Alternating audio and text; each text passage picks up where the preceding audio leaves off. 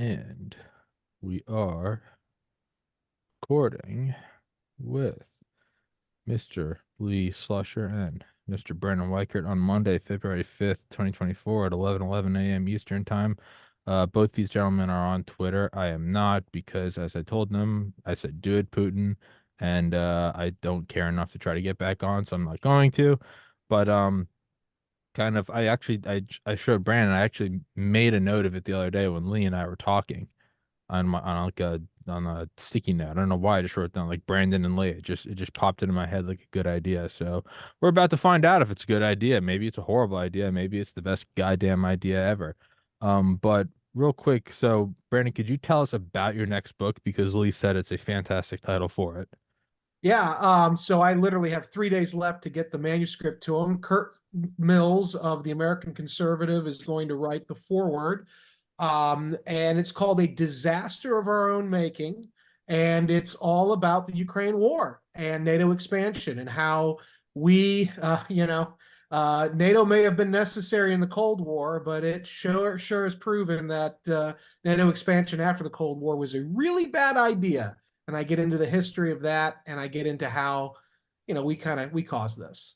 It's coming Well, out, I think, right before Election Day this year. So how do you think that's going to unfold? So just to Lee, how do you think this is all going to unfold, being it the election year? Are they going to try to wrap it up? Are they going to try to go for some giant propaganda like counteroffensive? Or are they just going to go, yeah, yeah, it's fucked and just kind of let it die?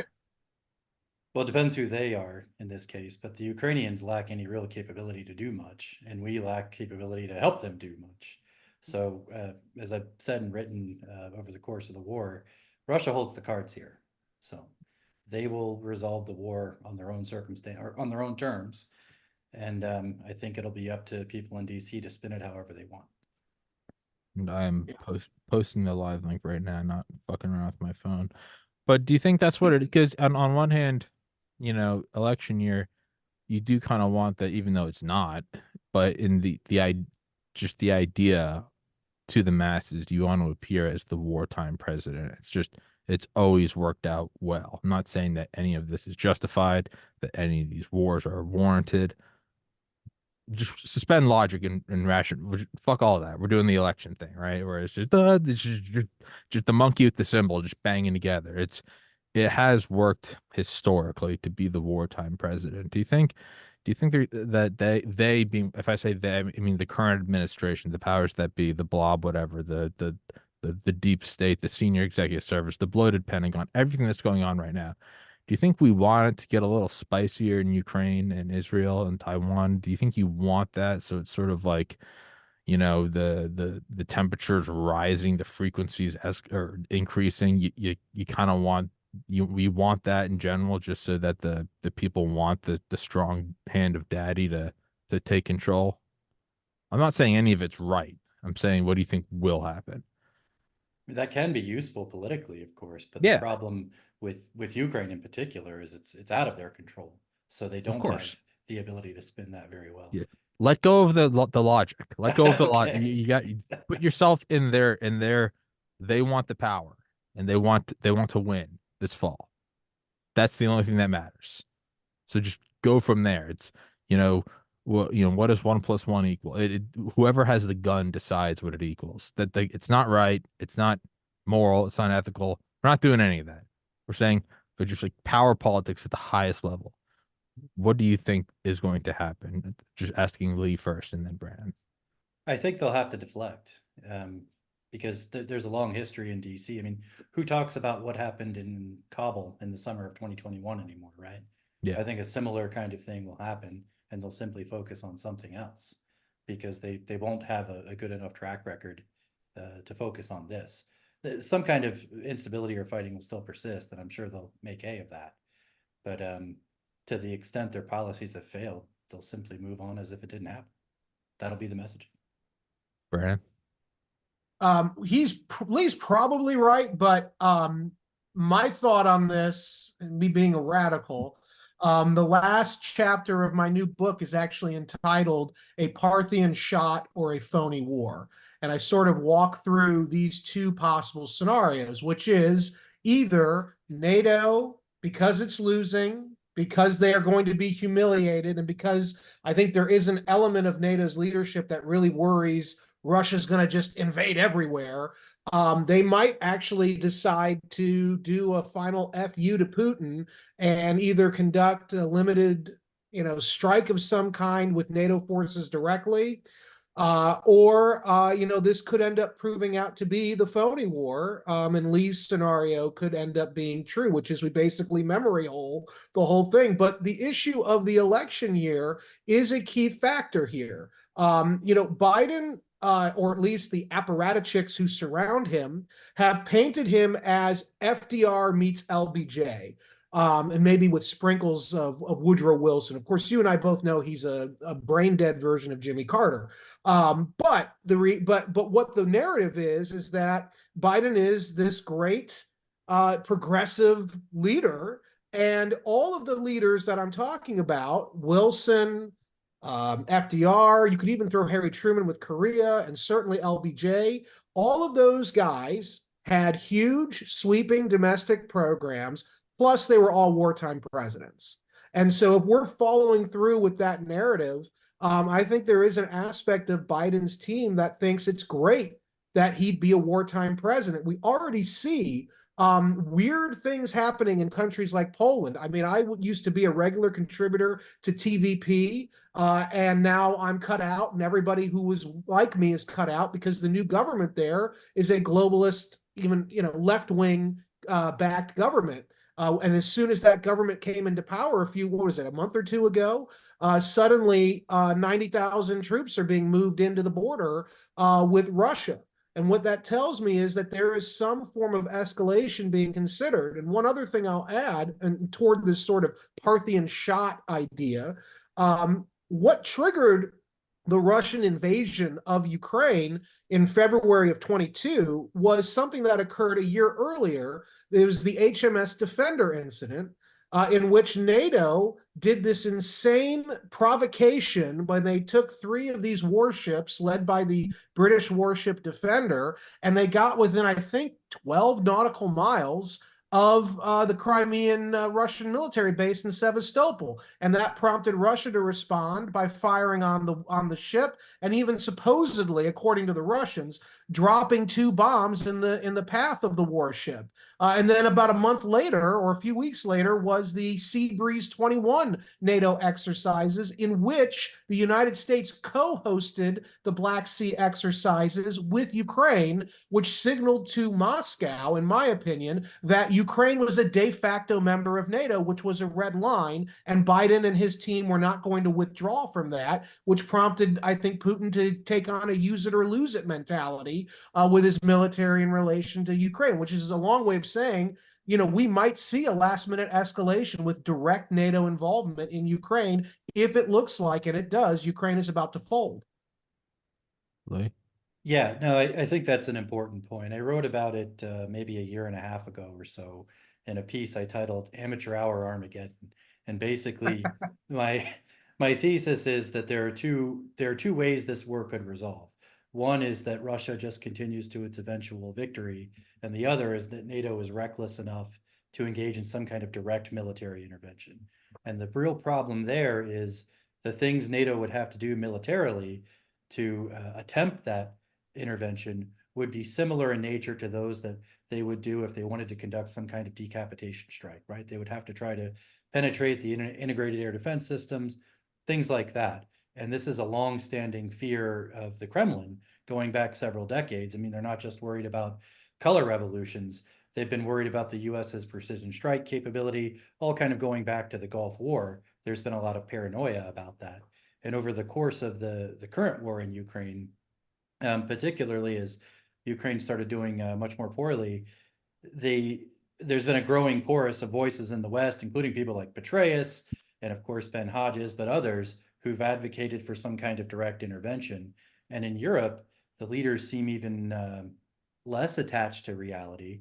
So many, like Brandon said, with many of them thinking that Russian formations are going to sweep across Eastern Europe, it certainly is possible that they are that dumb and that they are that reckless to attempt an intervention. I mean, I hope they're not, but they've been dumb enough and reckless enough to get us to this point. So, I mean, who knows? But that's what I described in that piece was an intervention, despite how limited the West might want it to be, it would appear to a large extent, in important ways, it would appear indistinguishable from a broader attack on Russia. So that's how things could spiral. And I think that you have to remember, and I show this in my book, and I know people like Tucker Carlson who have a much bigger platform than I ever will. He's really shown this as well. But I actually go through and provide the backing for the claims.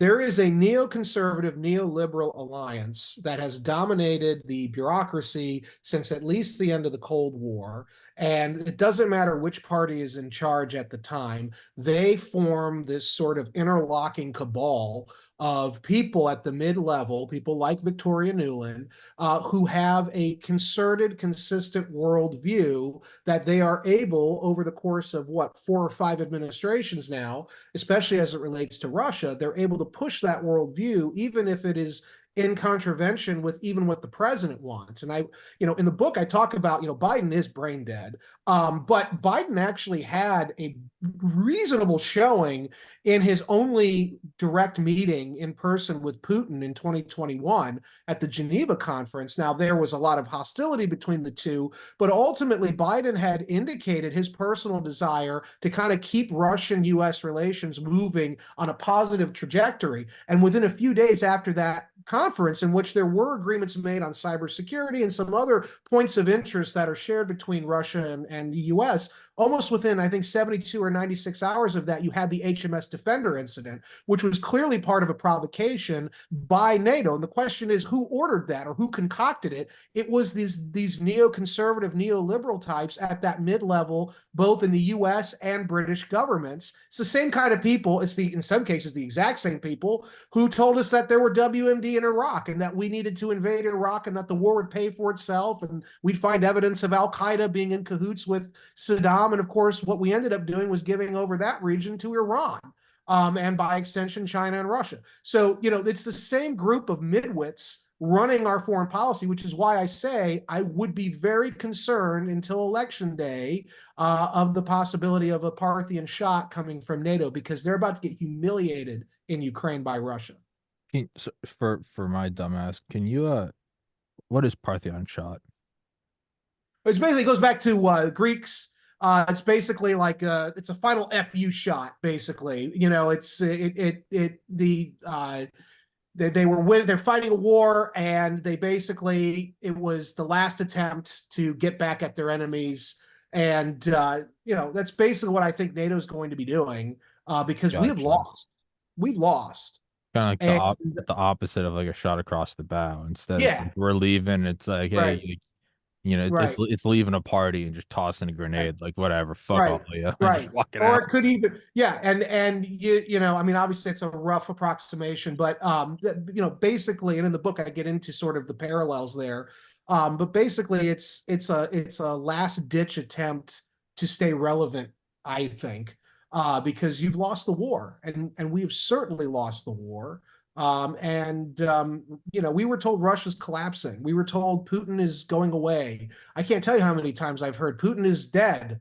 And every time we hear that, it's the opposite. It's the U.S. and the NATO alliance that is being humiliated. And it doesn't need to go this way. It was a disaster of our own making. I always think back to, I think it was 2008. It's right after Obama got elected, and there was this Reddit post. It was downvoted to oblivion, but I still think about it. And it was like, yeah, I voted for him too. Like I'm glad Bush and Cheney are gone. But like, mark this post: in 8 years, the bankers won't be in jail, the war won't be over, your wages won't go up, and nothing will ultimately be the same. Then the Patriot Act will not be unwound, and we will be in just yet another skirmish. And everyone was like, fuck you, hope and change. And I was probably one of them that was like, yeah, we're gonna.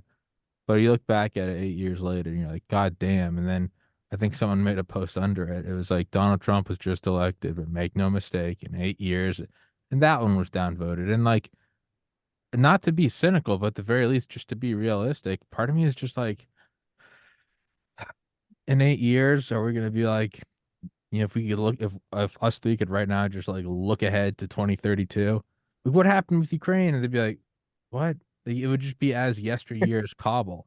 Be like, dude, what are you talking about? We're like, Madagascar has fallen, and we have to stand with the people of Sierra Leone. It doesn't, it's not, this is not Republican or Democrat. Like, this, Slava Sierra Leone. And you're just like, this is the machine. Like, it's comic, except it's evil and it's nothing but human, slaughter and weapons expenditures. But do you get that vibe a little bit?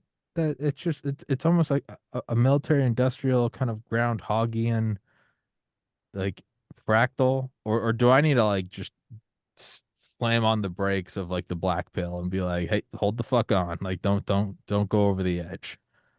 Do you get what I'm saying? I do.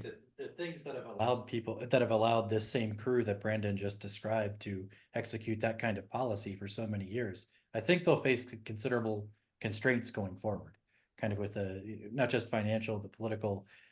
We no longer wield the power that has allowed us to be so dominant. Because of them. Yeah, absolutely because of them. So our ability to play masters of the universe in that fashion will definitely be degraded going forward. In particular, as other countries have much better capabilities than they once had, particularly post 91. So that's a realistic constraint there. Now, even if we're playing in a smaller pond, so to speak, I think there will still be people trying to push that same kind of narrative that you described. And also about about, well, first of all, what you just said, Lee, when I was working on the Hill, my boss was on Foreign Affairs Committee, so we would have a lot of the military come in and brief us. And this was during the sequestration era of the defense budget. And I had I'll never forget, he's retired now. I had an Air Force general come in and brief us.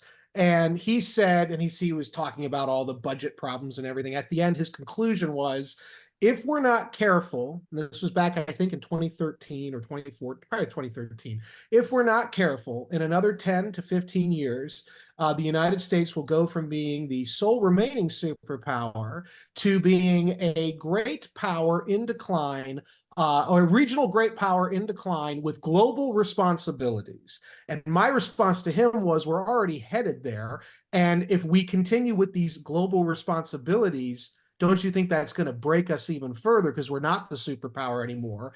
And he was quiet and he smiled and he said, yes, probably. And I think we're now at that stage now where we're seeing, the breaking of superpowerdom, certainly the end of America's unipolar moment. And the thing real quick, Tommy, about what you said about the military industrial complex and it sort of being Groundhog Day. The thing about a Parthian shot also is that it's a feint. So basically you kind of lull your enemy into thinking that you're done fighting, and then you surprise them in another area of conflict.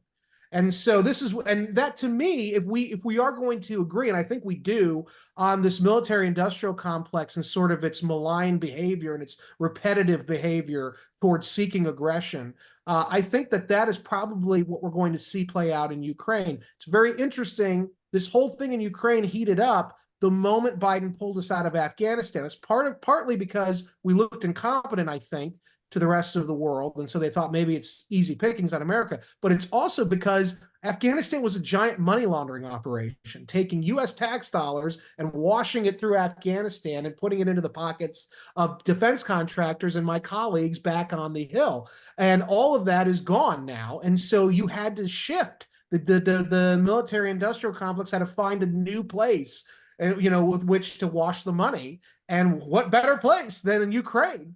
And it's even better because you don't have to have, like in Afghanistan, a massive American force there. You can kind of have these small groups there and keep it kind of on the DL. And you can still wash your money. And this is why we have 7 of the wealthiest counties ringing Washington, D.C. It's all that funny money from, these wars we've been fighting after 9/11.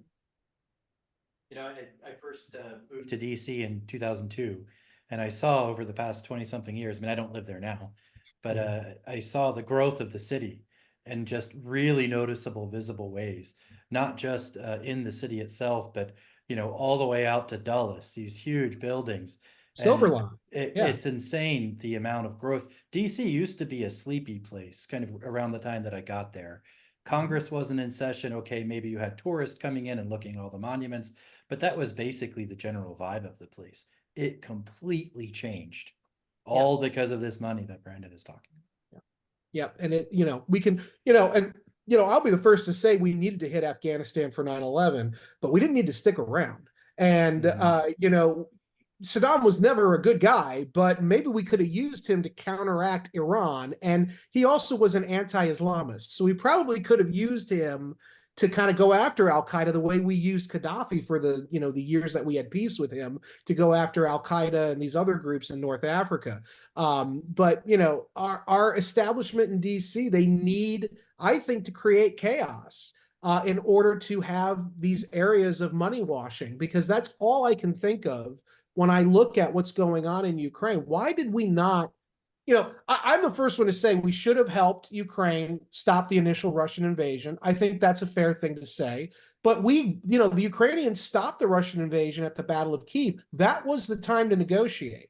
And that was when, supposedly, according to Naftali Bennett, that both Zelensky and Putin went to the Israeli leadership and said, broker a deal. And it was Boris Johnson and Biden who basically strong-armed Zelensky into not doing a deal with Putin from a position of strength to double down on the war. Well, why? Because that was their money washing area. There was no other place for them to do that. And so now Ukraine is going to lose. They're going to become a rump state if whatever survives. And, I guess NATO and America's fine with creating failed states from the Middle East all the way to Europe. I mean, it's a disaster, and it's entirely of our making. Jesus. Lee? I have little to say because I agree. I think there's a lot of evidence to support the peace talks in Turkey in April 2022. I mean, it's of course Naftali Bennett, but also the Turkish foreign minister. Right. I remember watching at the time the Russian delegation's press conference. And I don't think the Ukrainians turned back the Russians at Kiev. I think because I was watching it unfold, the Russians basically extended an olive branch and said, hey, as a gesture of goodwill to this, yet unsigned peace deal we have here in Ankara, or in Istanbul, excuse me, we're going to withdraw our forces from Kiev. And then, like Brandon said, in came Bojo, and things took a much different path. I do think, though, that I do think the Russians did go into the war with a bizarre war plan. He only went in with a fraction of, I said at the time, it reminded me of the Bush strategy for Iraq. We went in with this paltry force. We were going to dazzle them, and, it was going to, and I think Putin made some very bad strategic calculations at the outset of the war that he's still paying for. But whether, you're right, whether it's the cause of NATO's support of Ukraine or just Russia's bumbling, that is, I guess, a point of debate. But whatever the case may be, though, the time to have negotiated was right after the Russian end of the battle for Kyiv, because the Russians, I think, whether they were losing or they were looking for an out, I think that was the time. You negotiate from a position of strength. And our idiot leadership in DC and London and Brussels said, no, now's the time. We double down, and we will beat the Russians somehow in Crimea and in Eastern Ukraine. And now we see the fruits of that. The Ukrainians are dying in droves. They went from a nation of 42.4 million people in 2020 to about 28 million people now. Jeez. It's a nightmare. Even if Ukraine were to win, even if they were to win, how could they rebuild their society? Like, that's another question that nobody dares ask. When you look at those numbers of people who fled the country or were killed, or in some cases were relocated forcibly by the Russians, how do you rebuild a society with that many people gone? You can't. Whatever's going to be rebuilt will be a rump state, a pre-failed state that will be a perpetual welfare colony for Western aid money. In the most pessimistic viewpoint, if you want to maintain power, this is what you would do, is just kind of go throughout the world, country by country, here and there, just decade here, decade there. Just, take out Saddam, power, nature abhors a vacuum. There it goes. Over Ukraine, Russia, let's go fucking lob a grenade in there. fuck it all up, refugees, destruction. Boom. Now we're looking at now it's Israel, Gaza. It's like let's crank that puppy up again, and then Taiwan, China's next is. I mean, it's pure evil, but in terms of like running the table, that's what you Yeah, would do, man. Is you would just keep everyone, you'd keep everyone fighting. you would, as long as it doesn't blow back on you. And more often than not, this is blowing back on us in the form Oh, of it refugee will. Oh no, it flows, will. The no or the I'll tell you what, you're onto something though, because I will tell you one thing. I don't know, like Lee, I help out with the Defense Department. I'm an occasional subject matter expert that they use, the Air Force usually. I was at a base on the me too. West Coast. They bring Okay, me they bring me into. okay. Sorry, so I don't know why I said I'm being an asshole. Sorry, keep going. I thought Lee had said that. But my point is, I was at a base on the West Coast about a year ago, and a general there had a problem with what I was saying about the Ukraine war. And he said, "Don't you understand, Mr. Weichert?" He said, "We're breaking the Russian army in the field for cheap." And I said, "Well, General," I said, "okay." I said, "But we're also breaking NATO in the process." So, we're going to break the Russian army, who we're not even really at war with, but officially, but we're also going to destroy this vaunted alliance that you all love, because there's going to be no coming back if we lose in Ukraine, and we are losing in Ukraine. And they didn't like that. But that's my view, is that I think you're right. I think that the U.S. military, at least senior members of it, really think this is a brilliant plan. We're going to, like the Ben Hodges of the world, we're going to break the Russians in the field. We're going to end their military for the next 30 years. Okay, but what are we doing to ourselves in the process? And in the process, how are we weakening ourselves in the Middle East, in Indo-Pacific, and also at our own border? Like, how are we weakening ourselves? Because the resources we're expending in Ukraine could be spent elsewhere and should be sent elsewhere, because I just don't think Ukraine is a primary battlefield for us. It shouldn't be. Yeah, this whole idea that a lot of generals and think tankers put forth that we're somehow breaking Russia on the cheap. I mean, in addition to the fact that it overlooks the absolute slaughter and destruction that's occurring in Ukraine, it's simply false. Their army has grown. It's arguably the most experienced force in the world at high intensity conflict. Their defense industry is moving in full swing.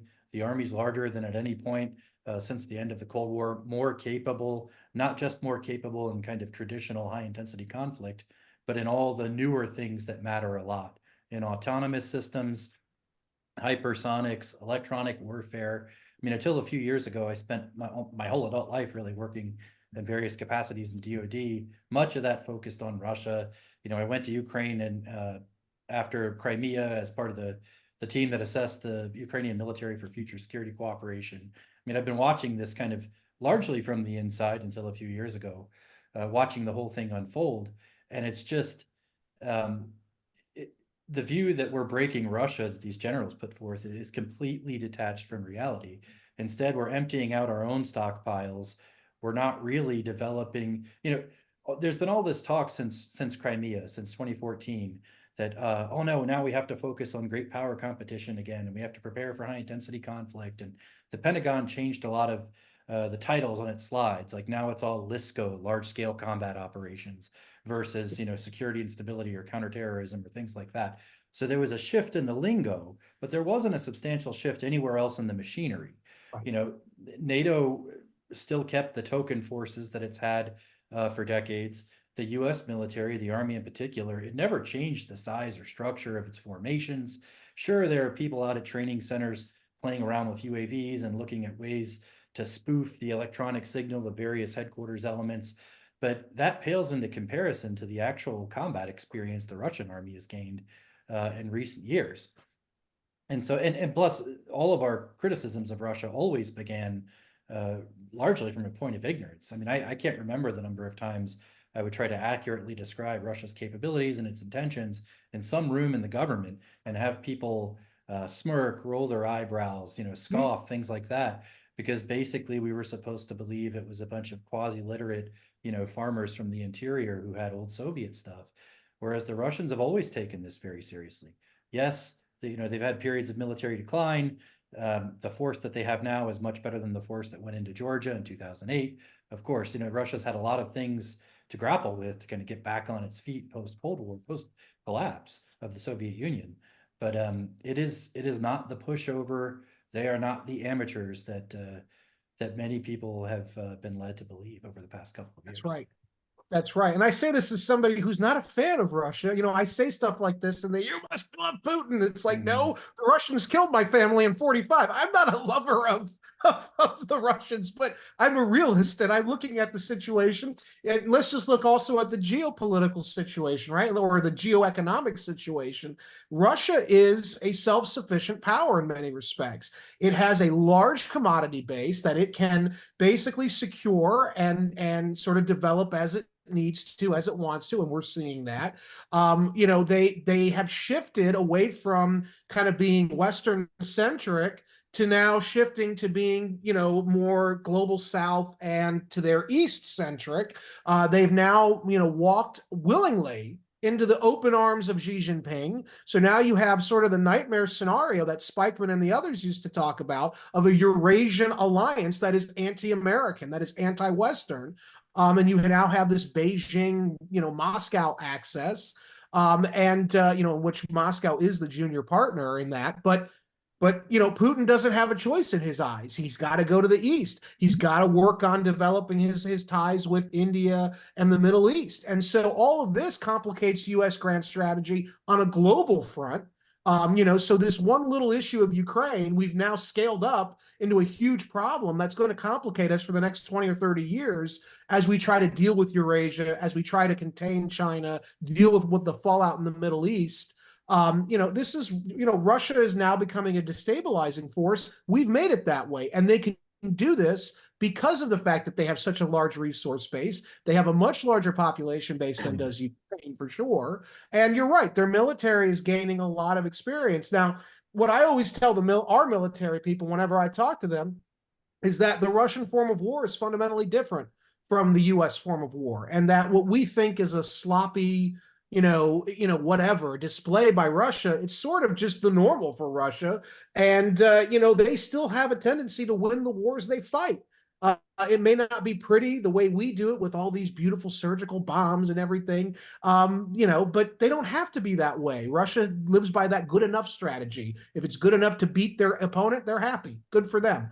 And so these are things we don't understand as a people, as a government, for sure. And it's killing us. Yeah, on that note about whether it's pretty or not, I think some people in the West kind of fail to grasp that we haven't fought this kind of war basically since World War II. So there really is no pretty way to fight it when the other side has the means to fight back. So my view of Russia's conduct in the war largely has been that they've done a phenomenally good job of taking the resources they had, of making good decisions in terms of, people in the West are focused on the capture of territory. Russia's goals were pretty clear from the beginning about kind of removing the regime, demilitarizing Ukraine, kind of removing the threat. And there are a lot of the Western commentariat seems to complain a lot about the way in which Russia's doing this, like almost like, well, Russia's not winning fast enough. They're Right. slowly and methodically achieving their goals. I mean, this thing is only going to move the one way. Right. Right. Well, and you look at it now, there's, why was Victoria Nuland last week in Kyiv? Whenever she's in Kyiv, you can bet there's going to be a regime change of some kind.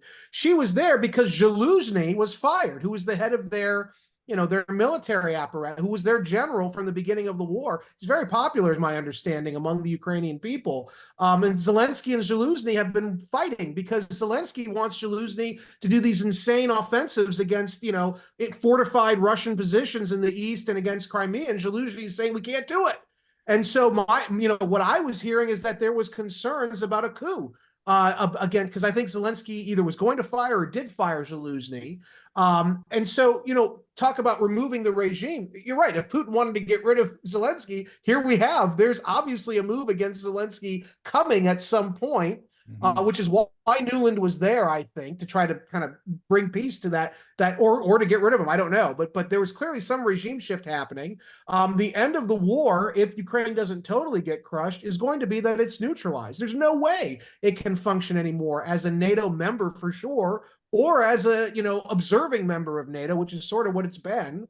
And they're going to lose the eastern and Crimean sections permanently. That's over. Those days are done.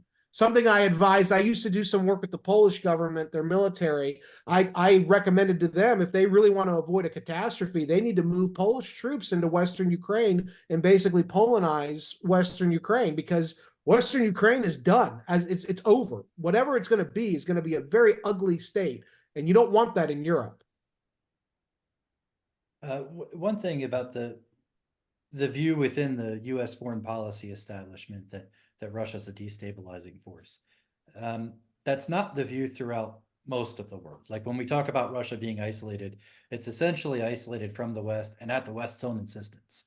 I think many people, perhaps even most, would view Russia as quite the opposite, as a stabilizing force, as the one that finally stood up to NATO and ultimately led to its demise. It reminds me too of things Lavrov said early on with the sanctions and with all the many companies that pledged they would leave Russia back in March and April of 2022, most of which still work there, by the way, either in full or in diminished capacities. But Lavrov's point was, you'll never do this to us again.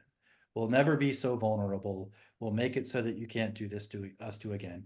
Do it to us again. And they found other relationships, right? They found ways to export their commodities through China and Russia, or through China and India and elsewhere, often with them making their way into Western markets anyway.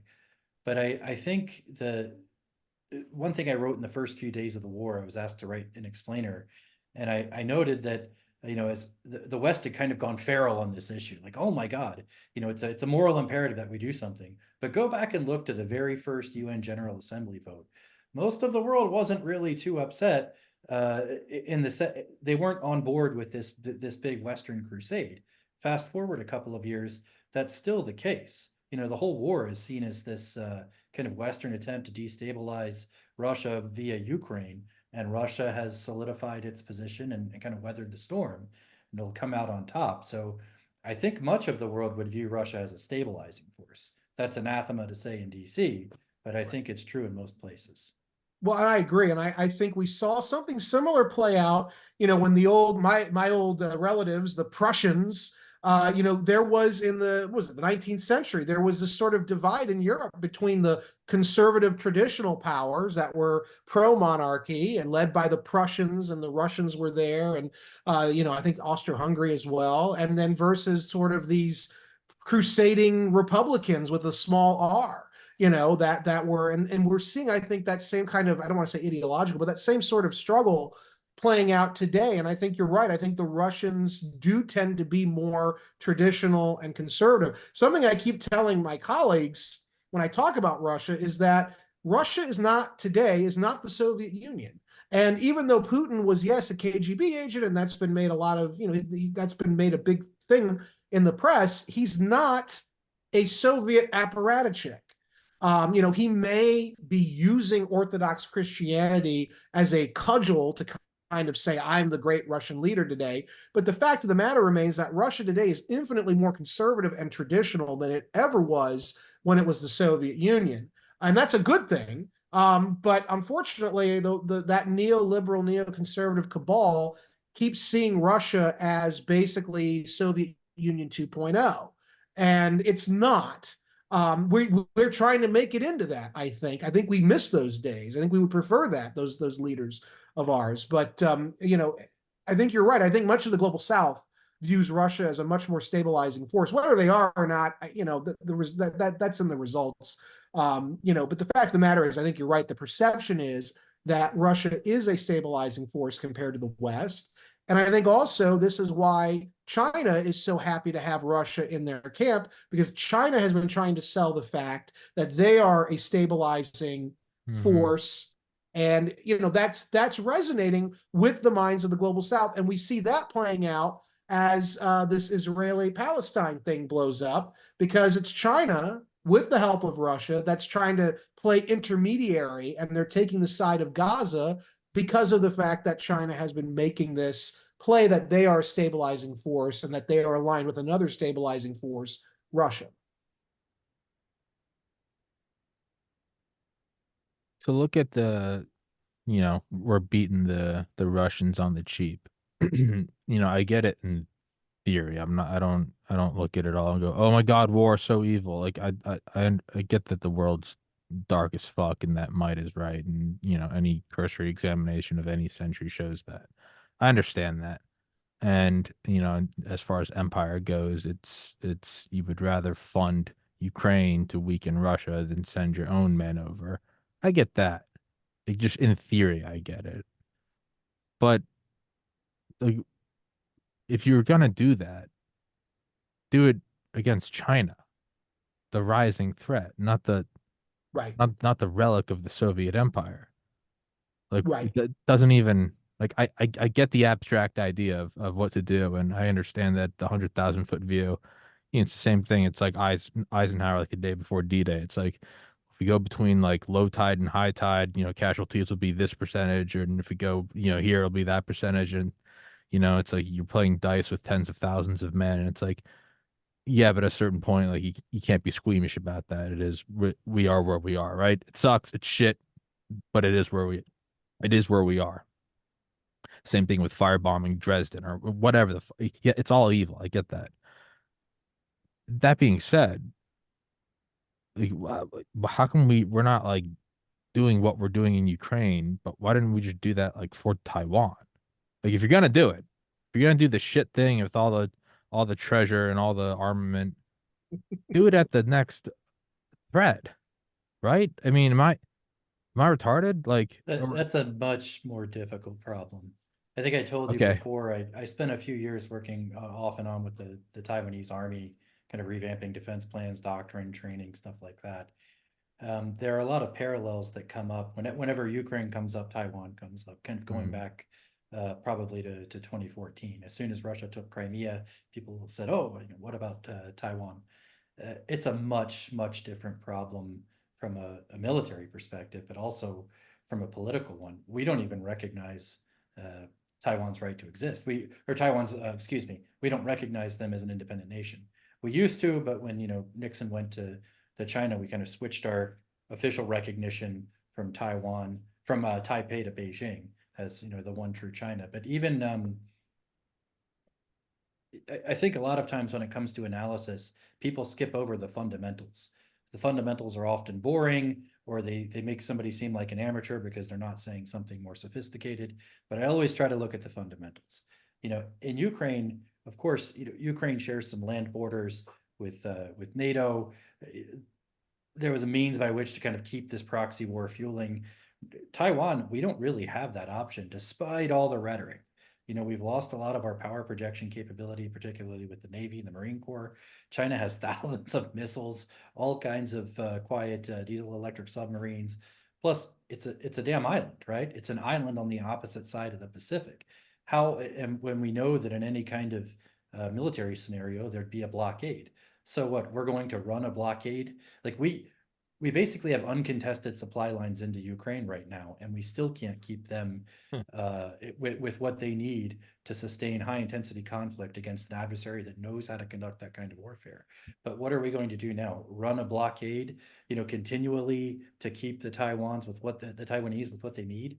I mean, it's just ludicrous. And go ahead. Well, I was just going to say, just to piggyback on what you were saying, I talked to a very senior person at the State Department who's no longer there, but this was about 2 years ago when he was still there. And we had the same conversation. And I told him, I said, look, when I worked in government, I talked to a leading Taiwanese general who was retiring, and he basically admitted that the grand plan for defending Taiwan is to basically hold out long enough for the Americans to come in over the horizon. Mm-hmm. And I had to sit there and tell him, I don't think the Americans are going to come. And then he basically said, then we're F. And so I was saying this to my buddy who's at the State Department at the time, and he said, "Well, you don't understand." He goes, "We have submarine capabilities. The plan is to basically use subs to basically resupply and harass the blockades around Taiwan and to resupply Ludicrous. covertly." And I said, that's insane because we don't have enough subs. We don't. Our industrial base is so withered. I mean, that sounds like a reasonable plan if we had a large fleet of subs. But we don't even have that. And so, how could we maintain this?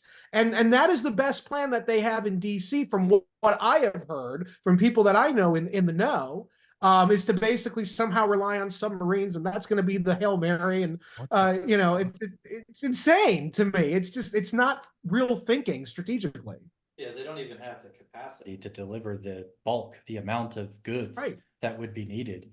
And it also assumes that they'd be able to dock and unload, which is another insane assumption. Yeah, I've sat in rooms in Taipei many times with Taiwanese generals, and basically they'd say, well, our plan is to hold out. We're trying to hold out for 30 days.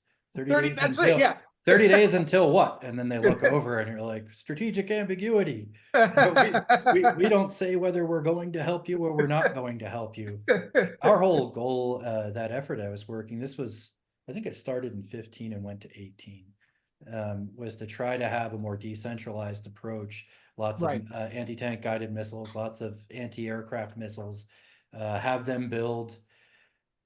their engineers go out and just channelize the terrain, make it so that the Chinese are going to have to come into really, a hornet's nest, basically. Now, I don't think that would ultimately stop China from taking the island, but it's deterrence is the cleanest dirty shirt in this closet, and the Taiwan Relations Act mandates that the U.S. conduct security cooperation with Taiwan. A lot of people in the press or on social media kind of mischaracterize that, and they say, look, the U.S. is sending all this military aid. Strictly speaking, a U.S. law requires the U.S. to have military security cooperation. Now, it doesn't require that we necessarily give them certain systems, but the big challenge in Taiwan, particularly with the leadership, is really cultural. If, for example, the thing we were trying to push, by changing course, by shifting from this beach defense, this conventional kind of beach defense, where we go down there, we meet the landing Chinese, and we win, you're essentially saying culturally that the elders who made that were incorrect, and that you need a completely new plan. So culturally, it's a big faux pas. But the senior leaders on the island continue to opt for basically prestige weapons. They want the latest Patriots, they want the Abrams, they want all of these other things that are just going to get blown up, most of which early on in the war, or picked off shortly thereafter. So it's also that the leaders in Taiwan make decisions that don't necessarily help their own cause. Right, and their military is insanely corrupt. And something that I did tell that Taiwanese generals, I said, if it were me, I would be looking more to the Taliban and less to the United States in terms of how to format a proper resistance to an invasion. Because in my opinion, you're going to have to basically become an insurgency, because I don't think the Americans are going to be able to stop whatever, invasion is coming. I think that a long-term insurgency, and that sucks for the people of Taiwan. But if you're really serious about, rolling back a Chinese invasion, the only way that's going to work is if you basically do the Taliban approach to resistance rather than try to build a mini version of an American military force, because it ain't going to work out for you, especially because you're so reliant on the U.S. coming in from over the hill. And, Tommy, something that you said, about why we're not picking better fights, basically, it's sort of the theory behind the Iraq War. The big question was, if Iran is this big, disseminator of terrorism, why are we going after Iraq? Is that sort of like an ancillary thing? And I think all of this is an example of trying to do empire on the cheap, right? Which is basically, we're going to go in to a country that's not as difficult as, say, Iran or whatever, Taiwan or whatever. And we're going to basically try to set up shop in this ancillary country to, in the long run, fight this other threat. And it never works out well because, first of all, we're missing the target if there is a target to be had. And second of all, we're wasting precious resources and time on this ancillary issue. If you're really concerned about Iran, you should probably hit Iran directly, or go after their proxies. You don't go after a country like Iraq, which was run by a guy who hated Iran. If your real issues with Russia, you should probably try to figure out how to handle Russia directly and not get involved in this silly proxy war in Ukraine that's actually going to end up breaking NATO. But I think that's also part of that midwit neocon neoliberal ideology governing DC, which is they don't recognize that if you're really going to deal with a threat, you should deal with it and not kind of nibble around the edges and try to be too cute by half, because it never works out well for us, as we've seen. Yeah. Yeah, and wasn't Saddam our ally? At one time, Yeah, and wasn't Bin Laden the freedom fighter on the front page of the New York well, Times? his mentor, Mujahideen. but his mentor really, was it Azam, was really the real powerhouse But during. the general idea was it Absolutely, Operation Cyclone, CIA absolutely, ground branch ran him a absolutely. bunch of weapons, Mujahideen, Right. brave freedom fighters. I'm not even trying to be funny when I just said, but like historically, Yeah, how yeah. long, how long, how long until like the Azov Battalion is the household Taliban? We Well, gotta that's stop that. them. Well, Tommy, that's been my concern from the start. Is that I think the that's what we're doing on purpose, man. Is yeah. Well, we're getting our new Mujahideen, we've given all all the these weapons. systems to Nazis, and now we're saying we can't do it anymore. And there's already a backlash in Ukraine against that from these radical groups that we've been funding and providing support for. If Ukraine does fall, when it falls, who's to say they're not going to take those weapons and enter the United States and start becoming the new Al Qaeda with those weapons? We already see Hamas is armed no longer with AK-47s, but with advanced U.S. military munitions. Now, supposedly they got those from the Taliban in Afghanistan, but who's to say that the black market in Ukraine is not also selling off the javelins and whatever else we've given Ukraine to these terrorist groups? And I don't think that's an accident, man. I'm really not trying to. I'm really not trying Cartels of to. Mexico are now armed with these weapons, It's. supposedly gotten from Ukraine. I'm really not trying to go full like mummy and tinfoil, but I mean just simply looking at history, just nothing more, nothing less. Just looking at history. Like I mean the amount of Wall Street investment in like 1930s Germany, like, and but the flow of information is a lot more restricted. They didn't have the internet, so the average Joe didn't know about it. It's just we gotta go hit Hitler, and then it ends, right? And then it's just like, and then half come to the United States and half go to the Soviet Union, and then it's freedom fighters here to go stop the Russians in Afghanistan, and then we go into Afghanistan and then we leave weapons, and but now we're funding the Nazis and just in time for Israel to be under attack from the terrorists, and the Nazis must also hate the Israelis, so we probably need to back them. And oh God, next thing you know, Zelensky is gonna be hiding in caves on a kidney dialysis machine like Bin Laden, and we got to go hunt him down. And somehow it just it would almost be funny if it didn't actually come at the cost of millions of humans' lives, with families who mourn those losses. Like they're not just numbers. Like those are like whenever I just remember seeing this one like FLIR or IR video like a year ago, the war in Ukraine, and it was just like some Ukrainian, like some poor schmuck, probably my age, like smoking a cigarette, and then you just see like almost like a GoPro from like a Russian silent sniper. It's just you just see the bullet through the little arc, and it hits him in the head and falls over. And people in the comments are like, "Yeah, I get that Nazi," or like, "Oh, fucking Russian orcs," but like, not to sound like a total like pussy, but like, I just remember thinking like, God damn, like that was like at one point that was just like a baby wrapped in a blanket and like a mother just rocking it. Mhm. And it was just like, yeah, like as much as I love learning about like weapon systems, and like I'll never not think the B-21 Raider sexy or something. Like I love the engineering of it. Like this is really just what it is. It is just slaughter. It's just, and it's funny to say like, oh, and then we're gonna do this. It's very like the movie Pentagon Wars. Like it's fun to be like, oh, bumbling, dumbling idiots, or Strange Lovey, and like it's only 40 to 50 million deaths an acceptable number. Like that's all funny except for the fact that it's like very real. And I don't know, man. It's hard to. I don't really know where I'm going with. I guess what my bold takeaway is: war is bad. I guess that's where I'm going with this. I don't know what the fuck my thesis is. Yeah, thou shall not murder. Back to I guess the tablets from Moses, but like, yeah, maybe the best thing is a multipolar world. I mean, maybe that would result in the least number of human deaths. I don't know. I have no idea where Maybe. I'm going with this. Anyway, on that positive note, Lee, Brandon, final thoughts? I'll let Lee go. Thanks for having me again.